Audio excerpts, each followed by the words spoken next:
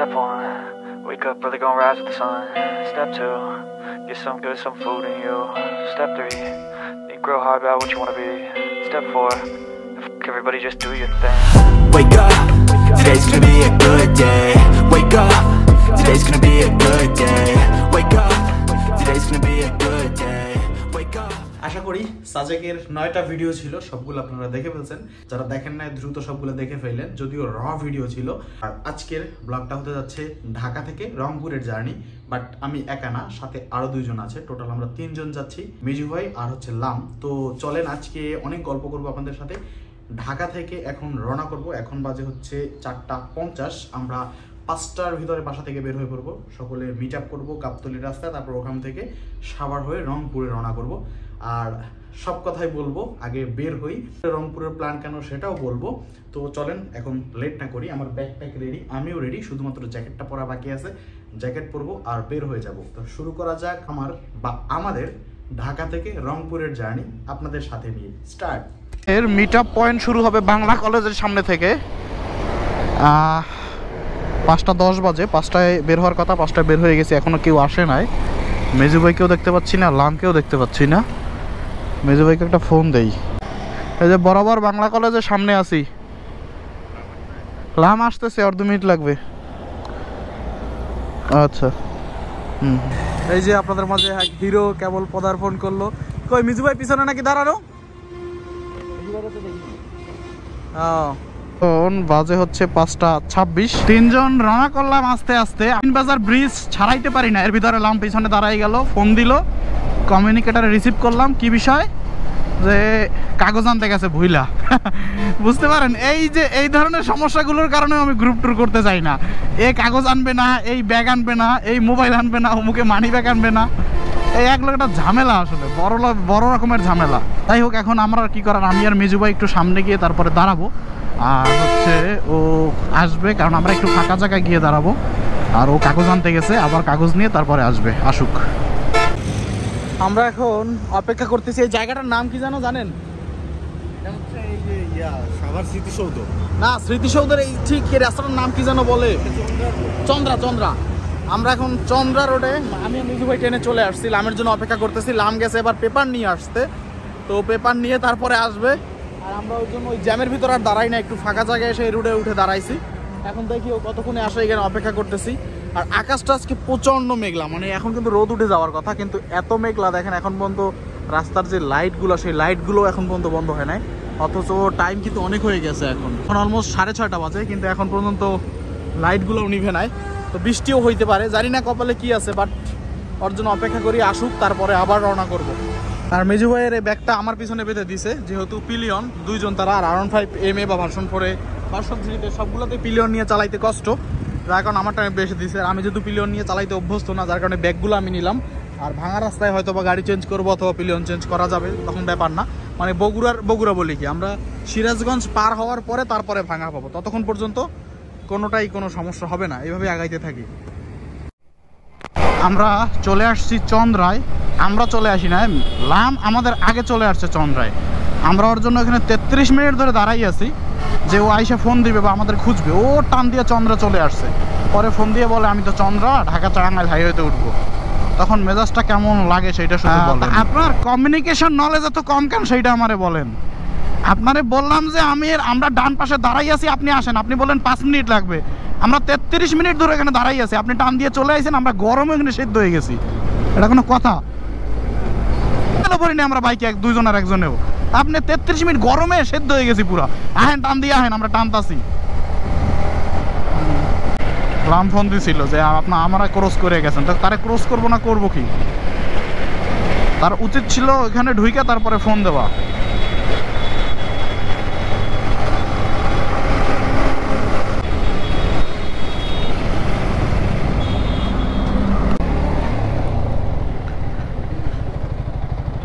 দেখেন ভাই কত দূর ধরে। ভরপুর অক্টেন নিয়ে নিলাম, আশা করি আর ফুয়েল নেওয়া লাগবে না। আর মেজু ভাইও ভরপুর নিয়ে নিছে।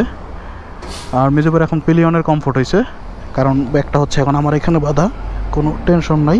মাঝে মধ্যে গেলে একটু চেক দিতে হবে ব্যাগ আছে না গেছে গা রাস্তায়। ঢাকা টাঙ্গাইল হাইওয়েতে যতটুকু পারতেছি চালাচ্ছি আর কি। এরপরে যখন যমুনা সেতু পার হব, তারপরে তো ভাঙা রাস্তা শুরু। যমুনা সেতু পার হওয়ার আগেই মনে হয় শুরু হবে, নাকি পরে খেয়াল নাই। হ্যাঁ, পরে শুরু হবে। আর তারপরে আস্তে আস্তে চালাইতে হবে, ঠান্ডা মাথায় চালাইতে হবে। আর ব্যাপারটা হচ্ছে আমি আগেই আছি, পিছনে হচ্ছে পেট্রোল পাম্প থেকে ফুয়েল নিয়ে আমি আস্তে আস্তে রওনা করলাম। মেজু ভাই আর লাম হচ্ছে পিছনে আসতেছে, হয়তো আমাকে ধরে ফেলবে একটু পরেই, বেশি দূরত্বে নাই, যদিও লুকিং গ্লাসে এখনও দেখা যাচ্ছে না। নতুন টায়ার, ইঞ্জিন অয়েল নতুন, একদম করকরা। ও মা, এখানে কি? ও, এখানে রাস্তা বন্ধ, মানে ফ্লাইওভার এখন উদ্বোধন করে নাই, কাজ শেষ হয় নাই, নিচ দিয়ে যাইতে হবে। উত্তরবঙ্গে যাওয়া শুরু করলে এই যমুনা সেতুর কিছু দূর আগ থেকে সেই উত্তরবঙ্গের মাটির যে একটা গন্ধ সেটা আসা শুরু করে, বা ওই পরিবেশের ধাঁচটা আসা শুরু করে। বিশেষ করে এই যে রেল লাইন, তারপরে হচ্ছে এই যে আবাদি জমি, যে পুকুর, বাড়িঘর, সব কিছু কেবল উত্তরবঙ্গের মতন আস্তে আস্তে মানে আগাচ্ছে। যখন আপনি দক্ষিণবঙ্গে যাবেন তখন দেখবেন দক্ষিণবঙ্গ শুরু হওয়ার অনেক আগে থেকেই সেরকম একটা আভাস পাচ্ছেন। তো এখানেও সেরকম। বাম দিয়ে উঠে যাই, কারণ সামনে ব্রিজ আছে একটা। ওকে, তো এতক্ষণ আসলাম ঢাকা টাঙ্গাইল হাইওয়ের যে 4 লেনের রাস্তা, সেটা শেষ করে আসলাম। এখন এই রাস্তাটা সবথেকে বিপজ্জনক, যার কারণ দেখতেই পাচ্ছেন যে ব্যস্ততা এই রাস্তা, এইটুকু রাস্তায়। যদিও এটা প্রস্তাবায়ন হচ্ছে, কাজ চলতেছে, 4 লেনের কাজ চলতেছে একদিক থেকে। আর এই যে চারিদিকে এখন সবুজে সবুজময়, আর দেখে মনে হচ্ছে না শীতের সকাল, কিন্তু আলটিমেটলি প্রচণ্ড গরম, ভাবসা গরম, এবং বৃষ্টি নামবে এরকম একটা ভাব। বৃষ্টিও নামে না, কিন্তু আবহাওয়াটা ভাবসা হয়ে আছে। আমি রাইডিং করতেছি, তারপরও আমার গরম লাগতেছে, আমি ঘামাচ্ছি কন্টিনিউ। তাহলে বুঝেন যে কি অবস্থা গরমের। তবে পরিবেশটা ভালো লাগতেছে, মানে এই যে স্তব্ধ একটা ব্যাপার, সেই ব্যাপারটার ভিতরে একটা ভালো লাগা কাজ করতেছে। চারিদিকের সবুজটা বিশেষ করে চোখে লাগতেছে। বর্ষাকাল এখনও পুরো শুরু হয় না, মানে আষাঢ় মাস, কিন্তু রিসেন্টলি তো বৃষ্টি হয়ে গেল, তারই প্রতিফলন হচ্ছে এই সবুজের সমারোহ। ফোন দিছে মনে হলাম। হ্যাঁ, আমি এই যে হাইওয়ে শেষ করে 2 লেনের রাস্তায় ঢুকছি, 4 লেন শেষ করে একটু আগাইছি সামনে, ভালোই, অনেক দূর। হ্যাঁ, আমরা ওই যে যমুনা সেতুর আগে একবারে দাঁড়াই, ওইখানে আসেন। আচ্ছা, যমুনা সেতুর সামনে ওইখানে দাঁড়াইতে আছে, আসেন রাস্তার পাশে। ওকে ওকে। আচ্ছা, কমিউনিকেটারের সুবিধা, কত দ্রুত কমিউনিকেশন করে ফেললাম, কোনো ফোন ইয়া করা ছাড়া। বাম দিয়ে যাইতে হবে। কমিউনিকেটর থাকারই একটা সুবিধা, যদিও ফোনে কথা বলা উচিত না, বাট আমরা তো আর আজাইরা পেঁচাল পারতেছি না, সবই গুরুত্বপূর্ণ পেঁচাল পারতেছি। যাই হোক, জিজ্ঞাসা করলো কই আছে, আমি তো একটু আগে আসছি, তো তারা ওই যে কেবল 4 লেন শেষ করলো, আর আমি তো 4 লেন শেষ করে সামনে আগাই গেছি। ওকে, আমরা হচ্ছে এই যে এখানে এসে একত্রিত হইলাম। ওই যে লাম, পিছনে মিজু ভাই, আর এই যে আমি। কারণ আমি একটু আগে চলে আসছি, বেশি না, মাত্র 7 থেকে 10 মিনিটের ব্যবধান। ওকে, এখন আমরা যমুনা সেতু পার হব। যমুনা সেতু পার হয়ে ওপার গিয়ে তারপরে হচ্ছে আমরা হালকা নাস্তা করব, আর হচ্ছে মিজু ভাই মনে একটু ড্রোন উড়াবে, এই হচ্ছে ঘটনা। ততক্ষণ একটু রেস্ট নেওয়া হয়ে যাবে, যেহেতু টানা চালাই আসলাম এতটুকু জায়গা। যদিও ক্লান্ত হই নাই, এইটুকু জায়গায় আর কি ক্লান্ত হব। 300 কিলোমিটার চালাইয়া রেস্ট নেই না, তারপর তো এইটুকু জায়গা, ব্যাপার না। এইদিকে কত জ্যাম, আর এইদিকে একদম ফাঁকা। ব্রিজগুলা এখানে একটা ইয়ে আছে, মানে ট্রাকগুলো এখানে একটা ব্রিজ আছে, ওগুলো মেপে মেপে উঠাইতে হয়, ওভারলোড যেন নিতে না পারে। তো যার কারণে হচ্ছে এই ঘটনা।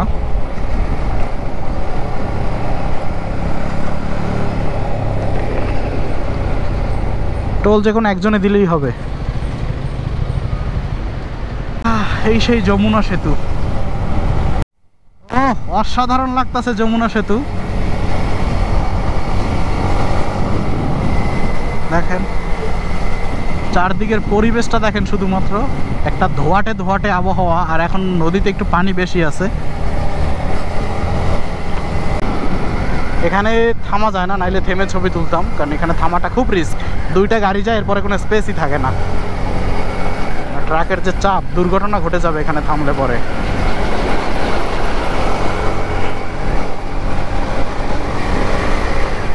এই যে যমুনার চরে চলে আসছি, একদম মাঝ বরাবর আছি, আর এইখানে দেখেন কত বড় একটা চর।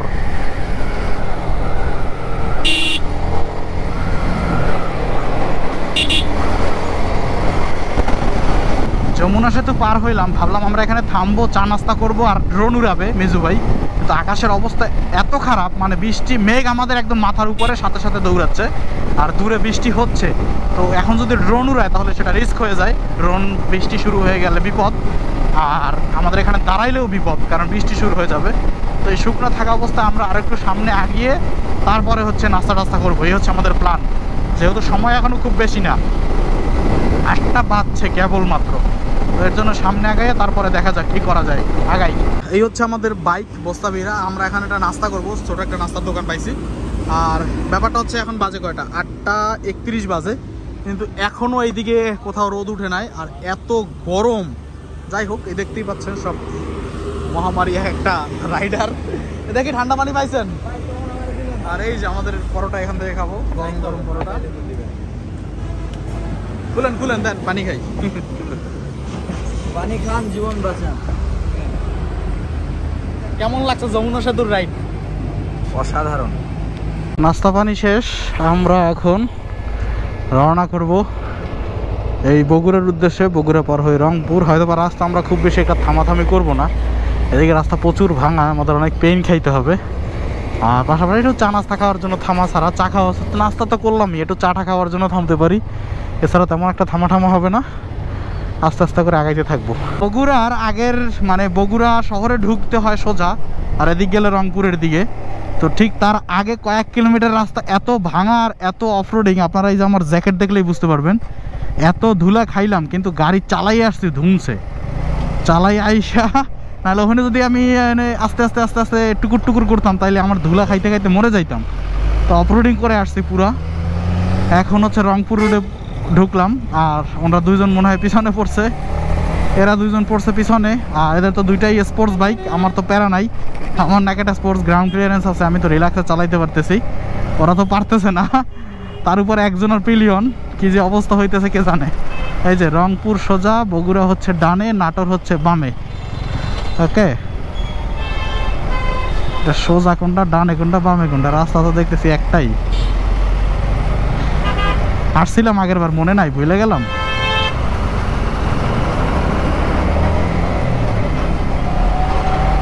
এই যে এটা হচ্ছে রংপুর, হ্যাঁ ঠিকই আছে। নাটোর হচ্ছে বাম দিকে। আমরা বগুড়া শহর থেকে এদিকে প্রায় 15-20 কিলোমিটারের মতো আগানো আছি। আর এখানে বসে ওই যে মিজু ভাই আর আমি, তারপরে আলামিন ভাই, আমরা হচ্ছে চাটা খাইলাম, একটু ড্রোন শট নিল, দেখলো রাস্তা কত দূর এরকম ভাঙা আছে। এখন কথা হচ্ছে যে মিজু ভাই হাত ব্যথা হয়ে গেছে, এই রাস্তায় আর চালাইতে পারতেছে না। এখন আমার এমটিটা সে চালাবে, আর হচ্ছে আমি চালাবো ভার্সন 4টা। আর লামের কোনো খবর নাই, ও বারবার কমিউনিকেশন ব্রেক করতেছে। আর মানে এই সেন্সটা বারবার আউল হয়ে যেতেছে যে এতগুলো লোক কমিউনিকেশন ঠিক রাখতে হবে, সেটাও রাখতে পারতেছে না, হয় আগে যাচ্ছে নাইলে পিছিয়ে পড়তেছে, যে কোনো একটা ঝামেলা পাকাই ফেলতেছে। যাই হোক, এখন ব্যাপার হচ্ছে যে আমরা বাইক এক্সচেঞ্জ করি, তারপরে আবার রওনা করি। চা খাইলাম, চকলেট খাইলাম, ঘুমটা চলে গেল, একটু এনার্জি ফিরে পাইলাম। আর যে রাস্তা, আপনারা অলরেডি কন্ডিশন দেখতে পাচ্ছেন রাস্তার, মানে এই রাস্তায় বাইক চালাইতে ইচ্ছা করে না, নুড়ি পাথর টাথর পরে, তার উপরে ভিড় বাট্টা আছেই। যাই হোক, চলেন আগানো যাক। এটা কিন্তু ডুয়েল চ্যানেল এবিএস না, এটা মাথায় রাখেন।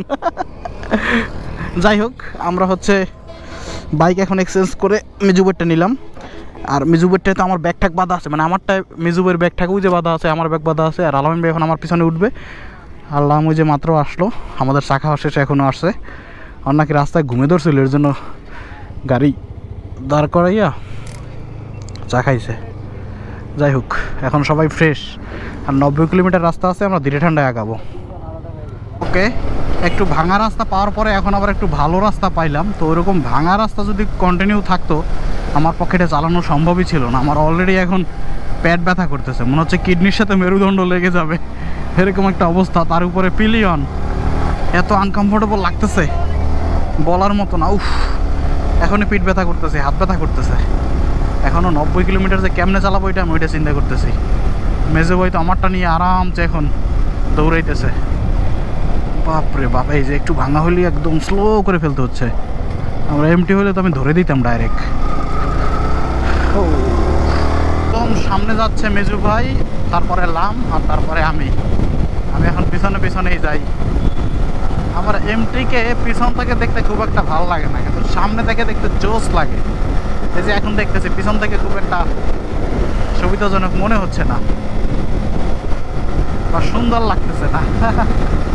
বছর শহরের ভিতরে ভার্সন 3 বা ভার্সন 3 বা ভার্সন 4 চালাই, তো এর জন্য টের পাই না।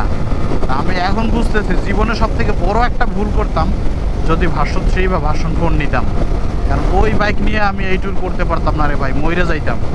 এখন লং রুটে চালাইয়া টের পাচ্ছি যে না, এত আনকমফোর্টেবল। যদিও ভার্সন 4 কিন্তু অনেক কমফোর্টেবল, তারপরও এই ট্যুরের জন্য এই বাইক না ভাই। আমার সত্যি কথা কিডনি পিডনি ব্যথা করতেছে সব।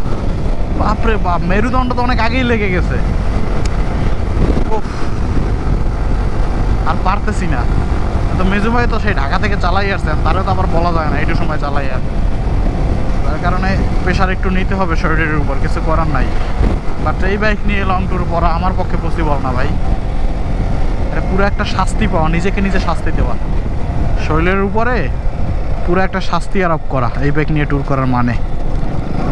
রংপুরের এইদিকের রাস্তা সব কংক্রিট করে ফেলতেছে, বুঝলাম না, সব এরকম কংক্রিট, অনেক কিলোমিটার পর কিলোমিটার সব কংক্রিট আর কংক্রিট। কি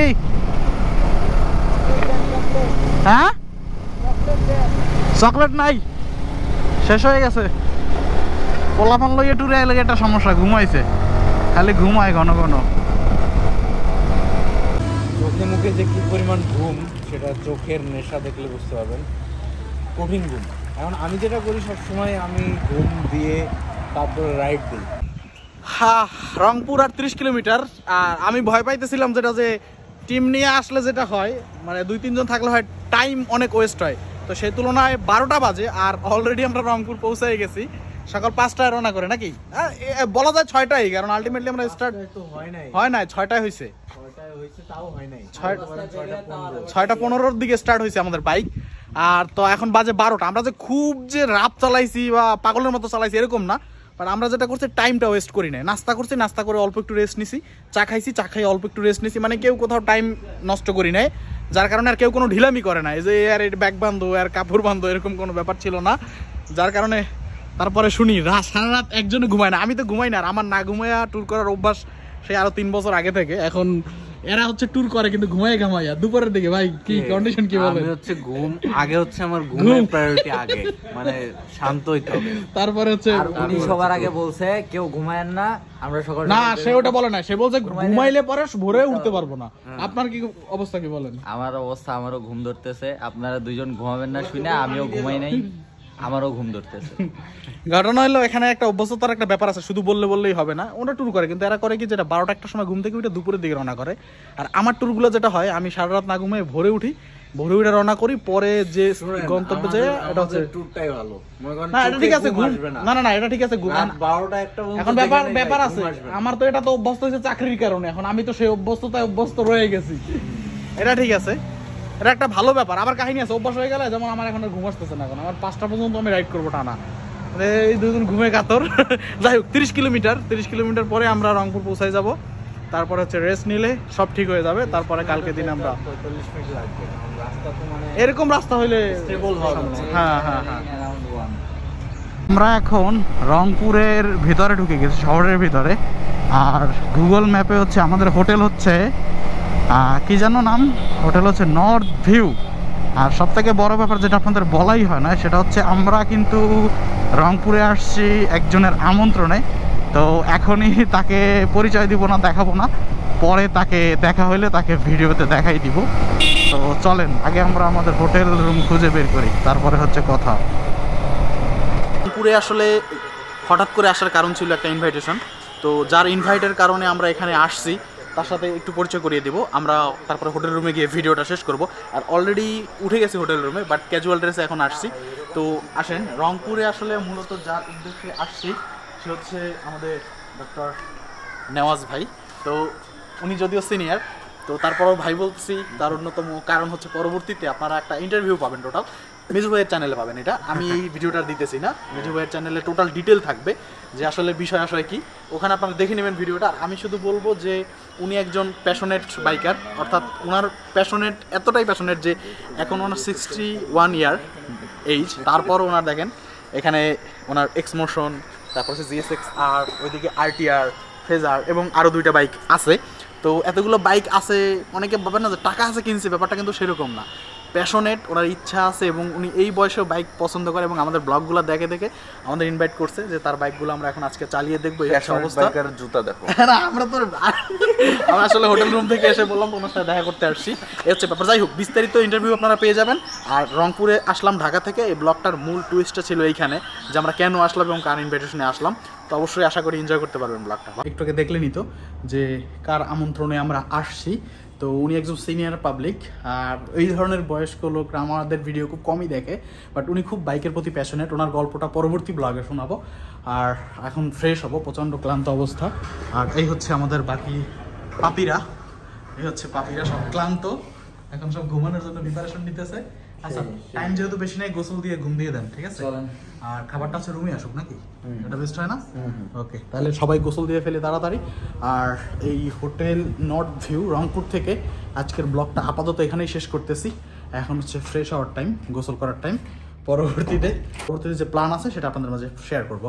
বিদায় নিচ্ছি তাহলে, বাই বাই।